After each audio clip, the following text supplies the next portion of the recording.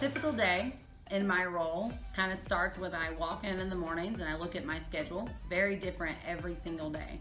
I built a schedule that has me pushing in at all times of the day, but if I'm supposed to be pushing into a second grade classroom and they're testing, then I use that time to go back and create my assessments for my grade levels. I serve second, third, and fourth and fifth grade math teachers, which puts me about 18 teachers that I support, but I don't heavily support all of them. I have 6 that are on my specific caseload. So then if I'm pushing in, I've created like data sheets of the kids that I know I can support the best, and I'm just going to help them. And then if I'm not pushing in, I'm working on creating the assessments that all those grade levels use.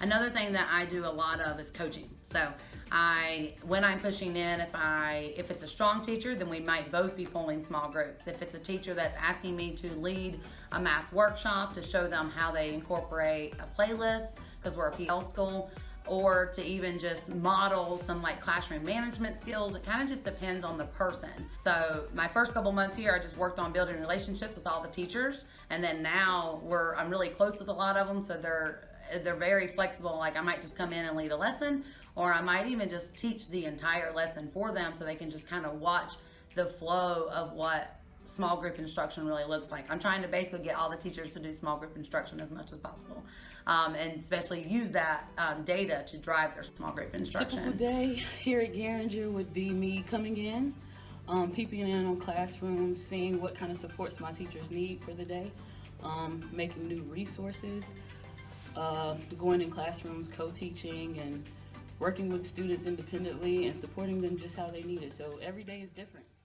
Day in my life looks a little different this year. This year I have my own homeroom class, and so I have a class that is mine, and then I have an assistant who is in the room with me or pushes into the other classrooms if I'm in here teaching a whole group lesson. This year my homeroom is our talent development or TD cluster, but because we are noticing some needs in other classes as a grade level, we switched around all of the students, whether they're TD certified or not, across the grade level for our core instruction. And so I directly impact 90 kids throughout the grade level, but I have 34 in my homeroom. So I have a higher number in my homeroom, and at any given time it's either all TD or non-TD.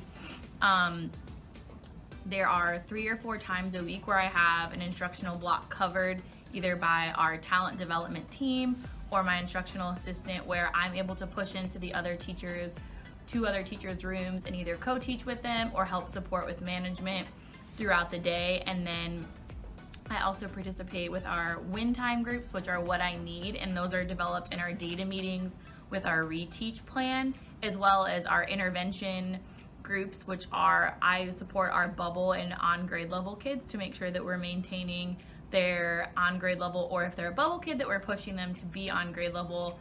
And then I'm also our MTSS, which is our intervention team, case manager. So I oversee all of the plans for our students that are on interventions, and then I help support with groups and progress monitoring. Typical is a funny word for this position because it changes a lot, but what I try to do is I try to focus first on what the teachers need and what the students need. So a typical day for me starts out with 90-minute plannings for grade levels that I'm working with. Going in, leading those plannings, working with the teachers, talking a lot about our standards, our assessments, looking at all of that. Then I also try to get into their classrooms on a regular basis. So I'm working with several specific teachers, and I'm in their classrooms daily.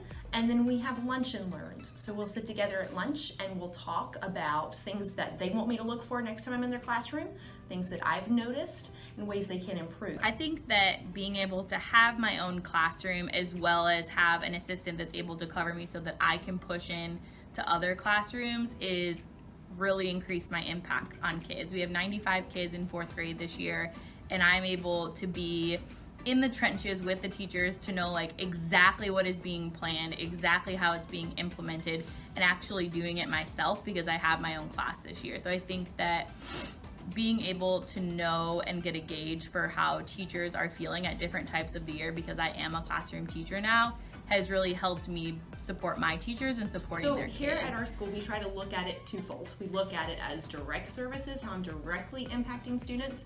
Through that, it's things like working with the students in small groups in the classrooms, coaching, modeling lessons, building those relationships with the kids by attending morning meetings, just being visible in their classrooms.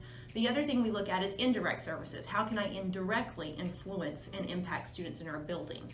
Through that, that's when I'm attending planning sessions with the teachers and working on it from that end so that it filters out into the classrooms for the Before I was students. in this role, I was a facilitator, and I thought that was an interesting role, but I didn't love it as much as I love my current position, because that was all working with teachers in terms of resource development and curriculum, and it wasn't a lot of directly working with students. So what I love about my role with Success by Design is that I feel like I'm directly able to impact students by working with them, but then also indirectly through the teachers and making sure that I'm expanding my impact by helping all of the teachers that I coach and support to be better teachers and better leaders, which then in turn impacts students very positively. Being that person within the school, within the hallways, to help teachers grow in their profession, help students grow academically, whether it's through resources, whether it's through mental connections or counseling in that aspect.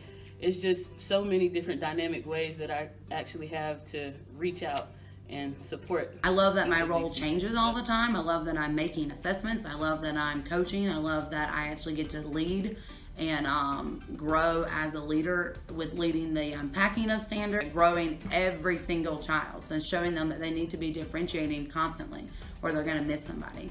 And then I actually give them a number that they should try to aim towards, and so they have goals to set and they work towards those goals. Well, if you love teaching, Success by Design is the way to go. One, you can continue teaching, expand your impact on students. I mean, like, going from having 30 students or 20 to 30 students in your classroom to reaching over 200 students at a time in various ways is just amazing. And not to mention, it's an increase in pay, and I'm sure all teachers are looking for that, but the part that hits me the most is just being able to actually work with a larger group of students and a larger group of teachers, and being able to take the skills that I have and bring them into other classrooms so that I know that other students are also getting a quality education.